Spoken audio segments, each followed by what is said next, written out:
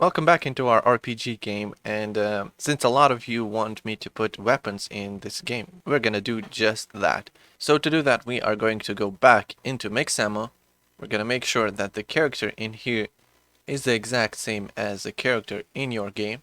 In my case is this guy. And in here we are going to search for locomotion. And in here we have all of our locomotions that we want. And the one that we want is obviously this handgun. Or actually, let's do the rifle one. So just select rifle and download it. After you download it, you should end up with something like this. So we have all of our animations in here, and we're gonna go into our Unity, create a new folder. I just named mine rifle. Inside of rifle, we're just gonna copy and paste everything. And here it is, we have a rifle folder. So if we open up any of these animations, we're gonna see that we have no available preview, and that is not a problem because we already have a prefab to do that. So just drag your character, drop it into here, and you should have a character.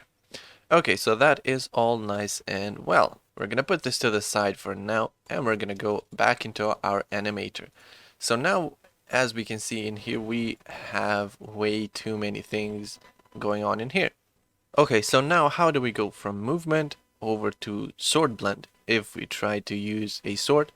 Or how do we go from movement over to rifle? Well, we're gonna do this exact same thing that we did with all of these. And we're just gonna copy this blend tree, paste it in here. Remember to rename it, so I'm just gonna rename it rifle and make some transitions. In all of these transitions, we have a equip melee and unequip melee. Or in this case, we don't have a unequipped melee. And to do that, we can just stack some weapons in his back and they're all gonna intersect. Or we can just do what GTA 5 did and just spawn them out of nowhere into his hand. So that is exactly what we're gonna do. So now if we have this rifle, we wanna open it up, and inside here we are going to have all of our combat locomotions. And that is what we want to change. So what do we want to do in here is we want to change these from this combat folder over to this rifle. So in here we have this idle animation, as we can see in here, sword idle, and we want to replace it with rifle idle. So I'm just going to search in here idle, and I'm just going to paste it in here like this. So now we can just play and we can see he is idling. So that is good. Now all these other animations are going to be for walking and strafing, so we're gonna fix that as well. So we have walking forward, and in here is where we are going to face our first problem. Well, in here we have this blend tree, as we can see in here, and if we press this vertical, he will obviously walk, but he will keep on returning to his original position. So I've explained it how to fix this. You can just go into your animation, in this case this walk forward. You're going to go to animation tab, and we are going to loop this pose. So here is without looping, he just goes back into his original position, and here is with looping. So that is exactly what we want. We can just hit apply, and now if we go into our animation tab, we're going to see that he walks in place. So now I'll just fix these other animations really quickly, and I will be back. Okay, so now I am done with doing these animations, and this is what we get. If we hit this play, we can walk forward, we can walk sideways, and we can also walk backwards, which is really nice. So let's see if this actually works. Let's go back into our animations and let's define these values in here. So we obviously want to trigger this rifle animations via using this state function. So we're going to add a condition. We're going to tell it if this state is equal to 3, we are going to trigger this animation, and we're going to make sure that this exit time is unchecked. And we want to do the exact opposite. So we want to add a condition in here. We want to say if state is not equal to 3, we want to exit out of this animation and we want to go back into movement. So that is all nice and well. So the one thing that we need now is a way of triggering these animations. So far, the only way of triggering these animations is by making this NPC get too close to the player. And if it gets too close to the player turns into combat mode. So that worked well until now. And now we're gonna have to change that. So in order to change that, we're going to go back into our NPC controller, and we are also going to go into our controller, our player controller. So here is our script. It is a little bit messy, but we can work with that. So back into where we get this player object and we set this character value to be equal to a value, we are going to use a boolean. So the boolean in here will be a hidden from inspector boolean. It is obviously going to be public boolean and combat. We're going to default it to false. So now, judging by this boolean right here, we are going to cycle through these combat movements. So back into our NPC, instead of changing this character state in here, we are going to tell it to change that exact boolean. So the boolean that we just gave it is called combat. So obviously the combat cannot be an integer value, so we're going to compare that. And we're going to say if the value is not equal to 0, we're going to set this to true, else we're going to set it to false. So now we are all good. If this is a little bit too complicated for you, we can actually make this a little bit more simple. So instead of receiving an integer value in here, we can just receive a boolean value. And instead of passing a value in here, we can just pass in that boolean, which is named value. So now we're passing this boolean over to our player object. We're not going to tell it to equip melee, and we are going to handle the equipment over into our controller. So now this is telling me that I have a error, and the error is because I'm passing in here a integer instead of a boolean. So I'm just going to pass in here a boolean. This is going to be false. So if we are further than 20 units, we set this to false.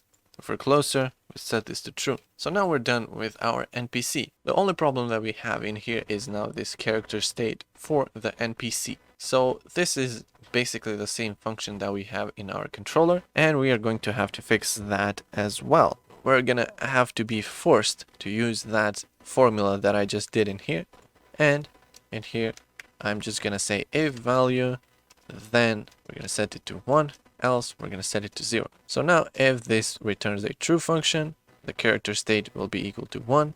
And if the character state is equal to 1, that means the NPC is in combat mode, as we can see in here. If this is not equal to 0, we can just roam around. If not, this will go into combat state. So now we're done with our NPC. We can go over to our controller. So now, into the controller, we are going to add in a function, and the function will be using a input from the keyboard to switch between the melee and the rifle. So to do that, we are firstly going to check this combat boolean in here. So I've made a very handy function in here that is just called player states right here.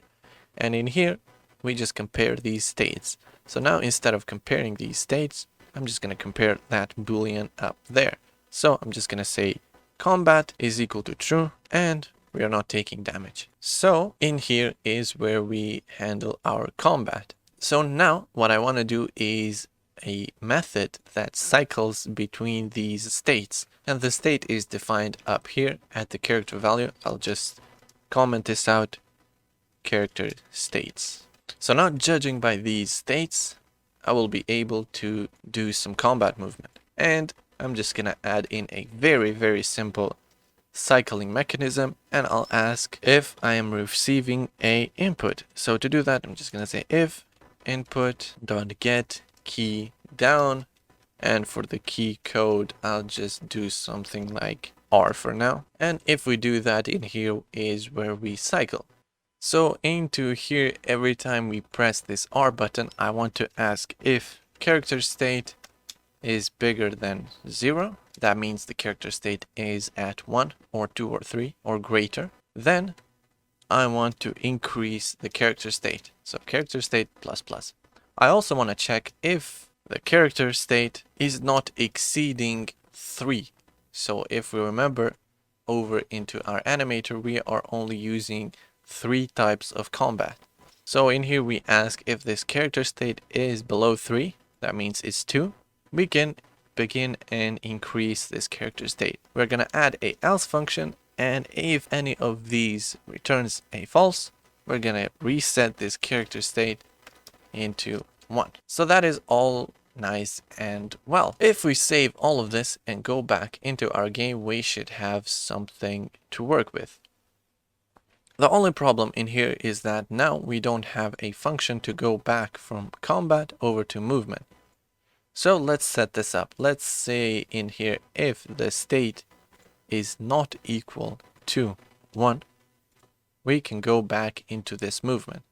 We're going to do the same thing for this sword blend and say if the state is not equal to 2, then we can go back from sword over to movement, and I've already set this up. So if it's not equal to 3. Okay, so now if we hit play and wait for this goblin to attack us, we're going to see that over here we have these states which are all into combat. So NPC is in combat, player is in combat, but the one problem is that our player state is staying at 0, and even if we press the key code R, we're going to see nothing happens. The reason for that is because back into our NPC we are only setting the state of the combat. And if you take a look at the player, we're going to see that the character state is also at 0. Problem in here is that we are only asking if the player state is equal to 0. So we're going to have to do something about that. In here, where we ask if the combat is not true and we're also not taking damage, we're in peaceful mode. Else, we are in this combat mode. So the only way of fixing that is by telling this character state to be set to 1. So if we save everything this way, and if we press this key code R, we should see this working perfectly fine. So let's go back into our game and let's see what happens. Okay, now we can switch between these player states, as we can see in here. And now we have a little bit of a problem with our animator. So let's go back and fix that. The problem in here is that we are asking if the state is greater than 1, and that state becomes 1 or 2 or 3. So we're gonna have to say in here character state is only equal to 2. So now we should have something that works. If we go into our game, the only problem that we should have right now is that the player does not start with a weapon. So we have to press the key code R to make him into any state, as we can see in here. Okay, so the thing is that the weapon animations are working perfectly fine. And the one problem is that we are never equipping the weapon.